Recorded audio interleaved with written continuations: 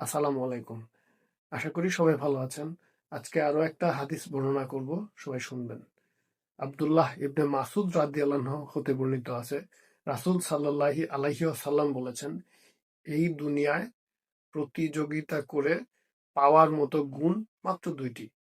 প্রথমটি, আল্লাহ তাআলা কাউকে ধন সম্পদ দান করেছেন এবং সে তা জমিয়ে রাখেনি, সারা জীবন মানুষের কল্যাণে ব্যয় করেছে। আর দ্বিতীয়টি হচ্ছে, আল্লাহ কাউকে আহ, দিনের সঠিক বুঝ বা জ্ঞান দান করেছে।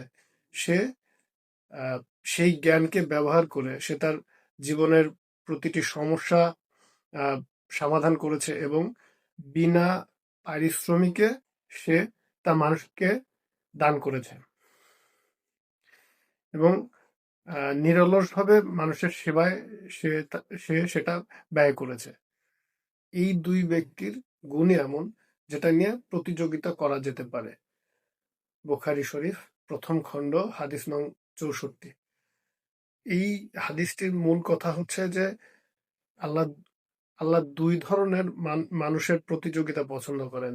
যাকে আহ, সম্পদ দান করেছেন এবং সেটা সে জমিয়ে রাখে নাই, মানুষের কল্যাণে, অসহায় মানুষের পাশে দাঁড়িয়ে বা ধর্মীয় কাজে, ধর্মীয় কল্যাণের জন্য বা মানুষের কষ্ট লাঘবের জন্য সে সেটা সারা জীবন ব্যয় করেছে, তাকে আল্লাহ খুব পছন্দ করেন। দ্বিতীয়টা হচ্ছে, যে ব্যক্তি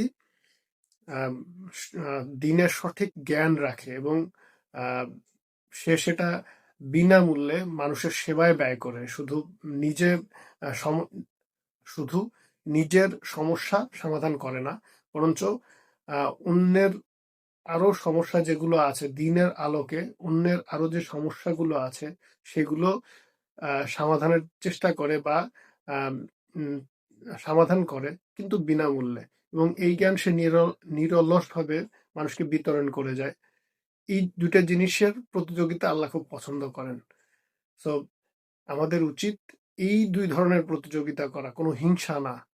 কারণ আহ, দিনের পথে যারা থাকবে দিন শেষে তারাই কামিয়াব হবে, তারাই দিন শেষে জান্নাতের প্রার্থী হবে। সো আমাদের উচিত সঠিকভাবে দিনকে জানা, বোঝা এবং ভালোভাবে মেনে চলা। সবাই ভালো থাকবেন, সবাই দোয়া করবেন এবং আমার হাদিস চ্যানেলটির সাথে থাকবেন, যেন আরো বেশি বেশি এবং আরো গুরুত্বপূর্ণ হাদিস আপনাদের শোনাতে পারি। আসসালামু আলাইকুম।